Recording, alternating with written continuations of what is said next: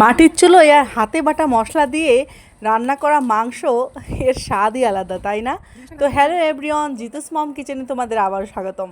আজ কিন্তু তোমাদের সঙ্গে আমি শেয়ার করব ফার্মের মুরগির একটা অসাধারণ রেসিপি, আর যেটা কিন্তু আমার দিদি করেছিল মাটির চুলাতে আর একেবারে হাতে বাটা মশলা দিয়ে।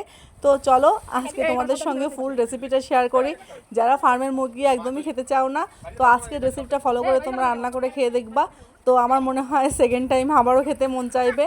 তো চলো আমি তোমাদের সঙ্গে শেয়ার করি কিভাবে দিদি পুরো রেসিপিটা রান্না করেছিল। প্রথমে কিন্তু দিদি কড়াইয়ে তেল দিয়ে নিয়েছে। তো তেল দেওয়ার পরে কিন্তু গোটা জিরে, তেজপাতা এবং শুকনো লঙ্কা ফোড়ন দিয়ে নিয়েছে। তো তারপরে কিন্তু মাংসের যে ধরনের মশলা আমরা ইউজ করি, আদা রসুন পেস্ট, জিরা, শুকনো লঙ্কা, এইসব যাবতীয় যা মশলা ইউজ করি সাধারণত সেইগুলাই কিন্তু ও দিয়ে দিয়েছে। আর এগুলো প্রতিটা মশলাই কিন্তু হাতে বেটে নেওয়া, কোনো ব্লেন্ডারে করা না, পুরোটাই হাতে বেটে নেওয়া মশলা। আর হাতে বেটে নেওয়া মশলার কিন্তু আসলে স্বাদই আলাদা।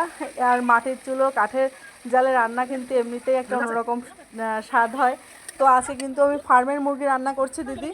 তো ফার্মের মুরগিটা অনেকেই পছন্দ করো না, তো ফার্মের মুরগি রান্নার কিন্তু কিছু প্রসেস আছে যেটা ফলো করে রান্না করলে কিন্তু আসলে এটা খেতে ভালো লাগে। যদিও সচরাচর খাওয়া হয় না আমাদেরও, তারপরও সেদিন কিন্তু বাবার বাড়িতে গিয়েছিলাম। আর যেহেতু দিদির ছেলে মেয়েরা একটু ফার্মের মুরগিটা বেশি পছন্দ করে, ওটা যেহেতু সফট হয়, এই জন্য কিন্তু বাবা নিয়ে এসেছিলো আর দিদি কিন্তু নিজে রান্না করেছিল। তো প্রথমে কিন্তু সব মশলাগুলো তেলে দিয়ে এরপরে কিন্তু ও সামান্য পরিমাণ জল দিয়ে নিচ্ছে, নিয়ে কিন্তু ভালোভাবে কষিয়ে নিল। তো কষে নিয়ে নেওয়ার পরে যখন তেলটা উপরে ভেসে উঠবে, জলটা পুরোপুরি টেনে যাবে, সে পর্যায়ে দেখছো যে মাংসটা ও অ্যাড করে দিচ্ছে। তো মাংসটা অ্যাড করে দেওয়ার পরে কিন্তু বেশ সময় নিয়ে ও কিন্তু অনেকক্ষণই দেখলাম যে কষিয়ে নিল। তো মাংসটা আসলে অনেকক্ষণ কষানোর পরে কিন্তু মাংসের স্বাদটা অনেকটাই ডিপেন্ড করে। তো কিছুক্ষণ কষানোর পরে কিন্তু ও আলুটা দিয়ে দিল। আগে থেকে কিন্তু আলুটা ভেজে নেওয়া ছিল। তো আলুটা দিয়ে আরও বেশ খানিকক্ষণ কিন্তু ও কষে নিল। কষানো হয়ে গেলে তারপরে কিন্তু এ পর্যায়ে ও জলটা অ্যাড করে দিল।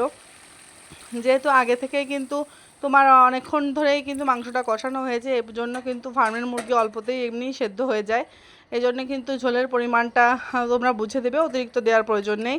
যদি তোমরা এখানে একটু ঝোল রাখতে চাও সেক্ষেত্রে একটু বেশি পরিমাণ জল দিতে পারো। যেহেতু আমরাও একটু ঝোলের পরিমাণটা বেশি রাখবো, এই জন্য কিন্তু জলের পরিমাণটাও একটু বেশি দিয়েছি। তো তারপরে কিন্তু ভালো করে জাল করে নিতে হবে। তো কিন্তু অনেকক্ষণ টাইম নিয়ে কিন্তু মাংসের ঝোলটাকে জাল করে নিয়েছে। যতক্ষণ না পর্যন্ত তোমাদের মনে হবে যে আমাদের কাঙ্ক্ষিত যতটুকু ঝোল রাখবো ততটুকু পর্যন্ত হয়নি, ততক্ষণ পর্যন্ত কিন্তু তোমরা জাল করে নিতে পারো। তো যখন দেখবে প্রায় ঝোলটা অনেকটা ঘন হয়ে এসেছে, মানে গাঢ় হয়ে গেছে ঝোলটা, তখন কিন্তু সেই পর্যায়ে কিন্তু ও গরম মশলাটা অ্যাড করে দিচ্ছে। এখানে কিন্তু গোটা এলাচ, দারুচিনি আছে, এখানে গোটা গরম মশলা ও কিন্তু বেটে নিয়েছে পাটানোড়াতে। এটা কিন্তু এই পর্যায়ে কিন্তু মিক্সড করে দিচ্ছে। দেওয়ার পরে কিন্তু সামান্য কিছুক্ষণ জাল করে নিলেই কিন্তু অসাধারণ এই রেসিপিটা রেডি হয়ে যাবে।